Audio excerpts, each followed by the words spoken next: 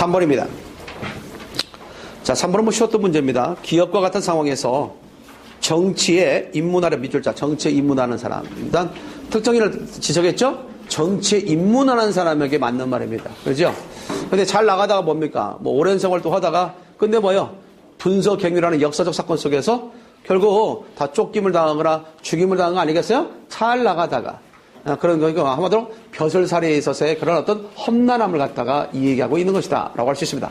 제시된 지문은 고려 때의 가전체문학 들어본 적 있어요? 가전체문학 들어본 적 있죠? 그래서 우리가 고소설의 직접적인 어떤 그 발생의 전신이었던 것이 뭐다? 가전체문학이다. 사물을 의인화해서 세상을 비판하고 사람들에게 교훈을 주고자 하는 문학. 이것을 우리 뭐라고 한다시죠? 가전체문학. 그래서 거의 그런 것을 목적이 뭐냐면 계세증인이라고 그래. 다 같이 시작. 계세증인. 다 같이 큰 소리 시작. 계세증인. 시험 문제 나오면 답할 수 있어야 돼. 계세증인을 목적으로 한 것이다. 알겠죠? 계세증인. 기억해둬. 뭘 목적으로 갖다 시작? 계세증인을 갖다가 목적으로 하는 문학이다. 라고 이야기할 수 있습니다. 계세증인. 그래서 세상을 갖다가 훈계하고, 알겠어요? 세상을 훈계한다는 것은 비판한다는 뜻이야. 비판하고 사람들에게 벌을 주고자 하는, 알겠죠? 그런 어떤 문화. 자, 이야기할 수 있겠죠. 그래서 계세증인. 다 같이 시작. 계세증인. 권선징악할 때도 징자 저거 썼잖아. 만약에 밑에 마음심을 빼면 무슨 징자가 돼? 불을증. 시작. 불을증자가 되고 밑에 마음심이 들어가니까 바로 징벌할 징자가 이렇게 되는 겁니다. 알겠죠? 그렇게 해서 생각하면 되겠습니다. 자, 그래서 대체적으로 보면 이것이 이제 어떤 작품이냐면 우리 가전체문학 가운데 여러 가지가 있죠. 어느 순간에 시험이 나올지 모르니까. 그래서 일단 이 작품의 특징은 뭐냐? 가전체문학의 특징은 의인체입니다. 시작. 의인체. 그다음에 우화적이야. 사물을 갖다가 들어서 교훈을 갖다 주는 문학이기 때문에 대체적으로 이것들이 우화적이죠. 우리가 보면 뭐 동물이나 식물을 들어서 교훈을 갖다 목적으로 하는 문학이 있죠. 대표적인 거. 대표적인 이솝우화. 시작. 이솝우화. 그걸 우화적이라고 그래요. 시작. 우화적. 그러니까 이런 가전체문학 같은 경우는 뭐가 특징이다? 의인적이면서 우화적이 가장 중요한 특징이 되는 것이고, 또 하나 우리가 기억할 수 있는 것은 뭐냐? 가끔 신문에 출제될 수 있다면 이거는 죽부인전입니다. 무슨 전? 죽부인전. 가전체문학 가운데 이 곡의 죽부인전, 지주와 절개를 갖다가 제시하는 죽부인전의 내용을 담고 있는데 그 죽부인전의 일부입니다. 자, 그러면 이거 이외에도 많은 우리가 가전체문학이 있어 없어요? 어느 날 뜬금없이 시험에 나올 수 있잖아요. 그렇죠? 한번 생각해 본다면 시작. 임춘의 작품으로서 뭐가 있어요? 임춘의 작품. 혹시 기억나는 사람이 있다면 임춘. 임춘의 두 작품이 있죠? 국선전이 있다든가, 그 다음에 다 같이 시작. 공방전이 있죠, 공방전. 들어본 적 있죠? 이규보.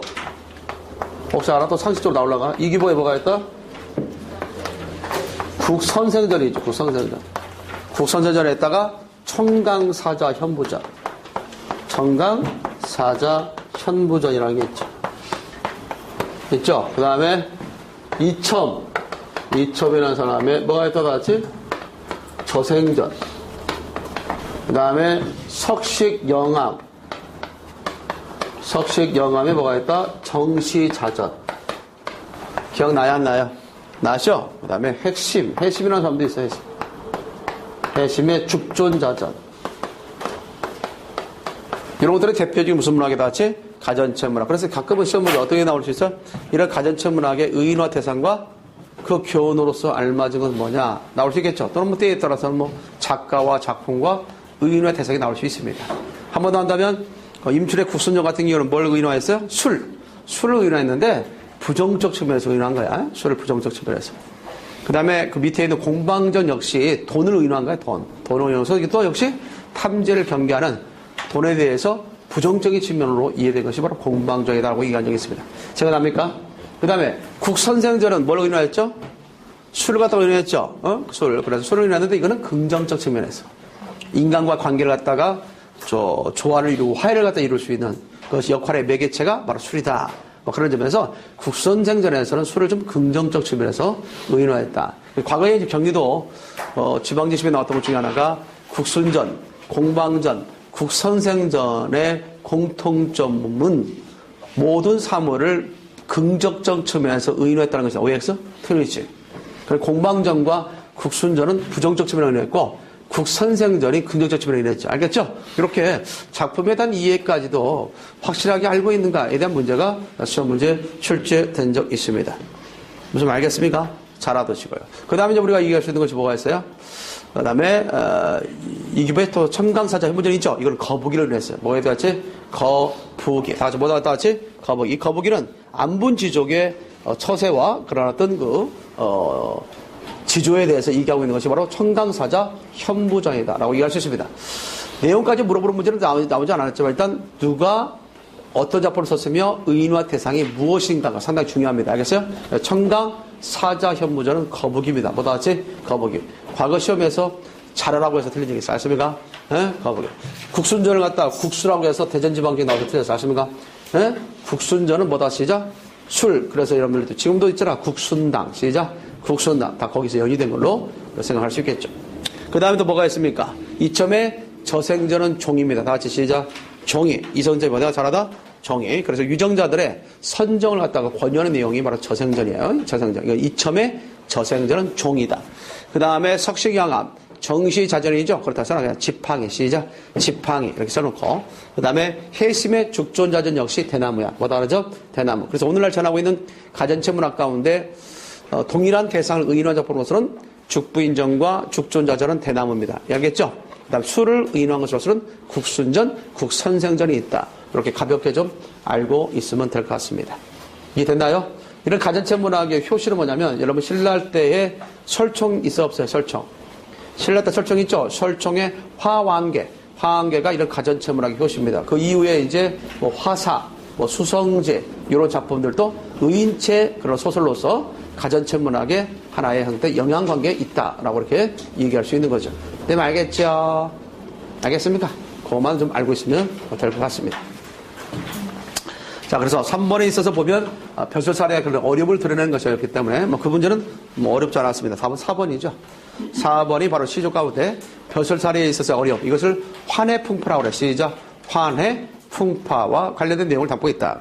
군봉이 매암이 돼야. 군봉이 매암이 됐다는 것은 벼슬을 얻었다는 얘기야. 군뱅이가 매암이 되어서 남의 날에 낮춰 날아올라. 한마디로 승진도 잘 됐네요. 승승장구양 승진도 빵빵. 여기 KTS 소토로 갑니다. 그런 가운데 높으라 높은 남계. 이때 남계란 말의 단독형은 시작. 남계라는 말은 기억 덧생김체로서 단독형은 나무야 나무. 시작. 나무. 기억이 덧생김체는 있어요. 뒤에 모음으로 쓰다만 왔을 때 기억이 덧생기를 취하는. 알겠습니까? 그래서 나무에 할 때 나무에서 모음 빼니까 뭐가 남는다 같이? 남이 남고 여기가 애가 왔을 때 모음으로 쓰다만 왔을 때 이것도 기억이 덧생기냐. 그래서 남계. 시작. 남계. 이것은 오늘날 나무에 그런 뜻이야. 나무에 기억 덧생김체예요. 혹시 알아? 시험지 가운데 남계에다 비추치고 이것에 단독형으로 알맞은 건 아십니까? 그러면 뭐라고 답한다? 나무라고 해야 돼. 그래서 과거 중세 때 이 나무라는 말은 오늘날 뭐라는 뜻이냐? 나무 목자야 나무. 오늘날은 뭐라고 그래요? 나무라고 하죠. 근데 중세 때는 나무라고 했어요. 이걸 통해서 미루어 알 수 있는 것은 뭐냐?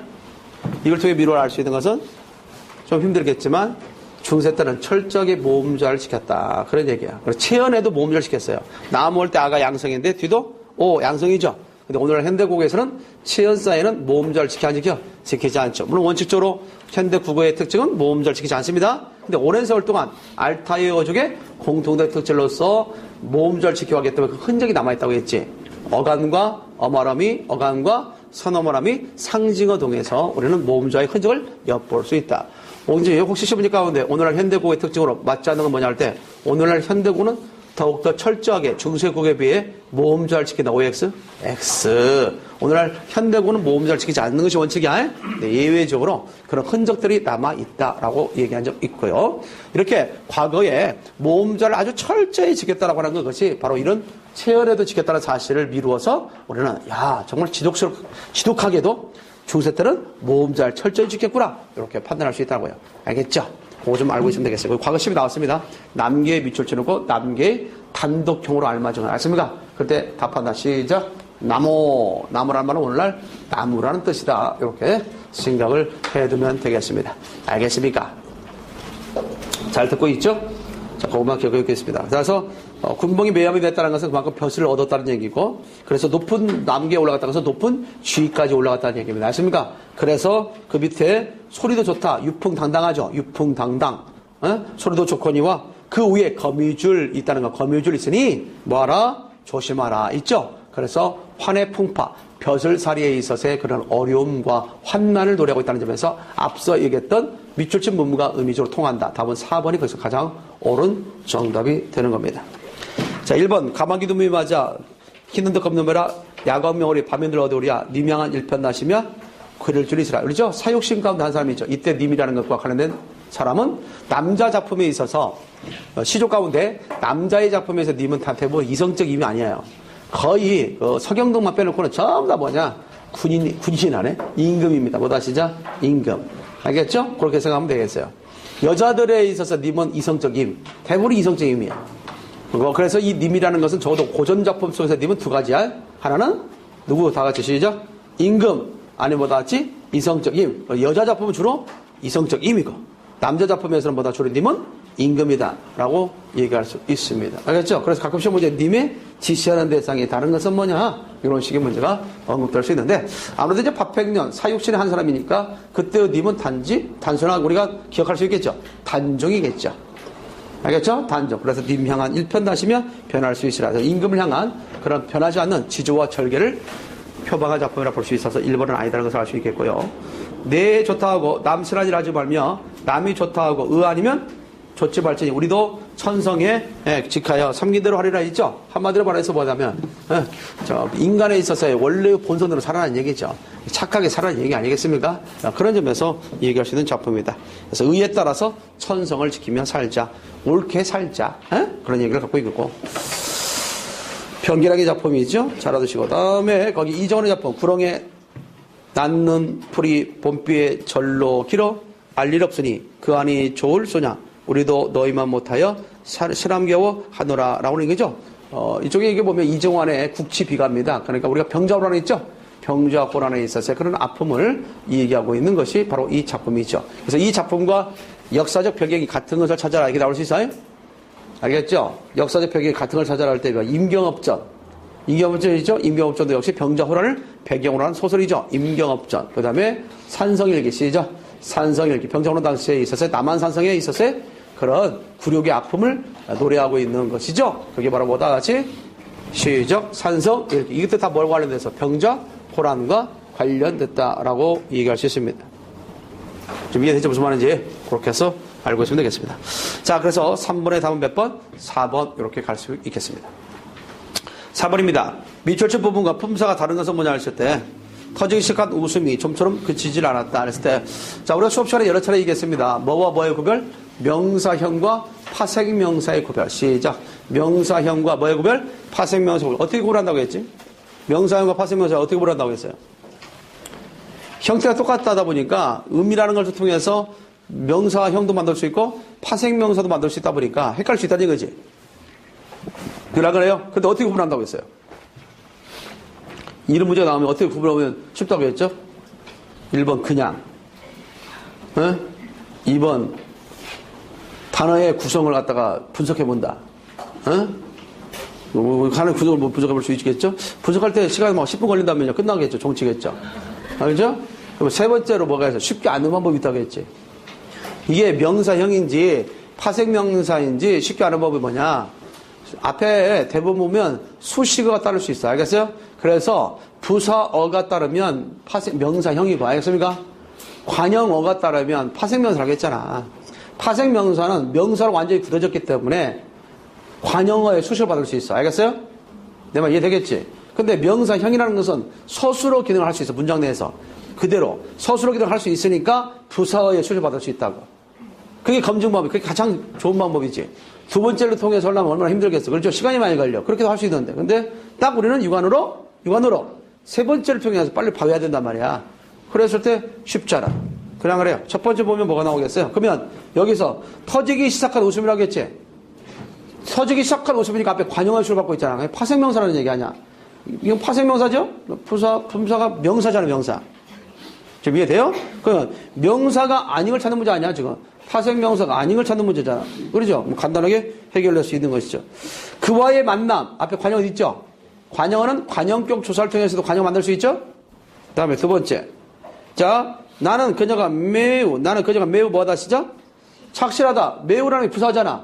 그러니까 일단 답은 뭐야? 딱 2번 나오자는 걸 알 수 있잖아. 그런 거래. 매우라는 부사잖아. 착실하다. 그렇게 이해될 수 있는 거 아니야.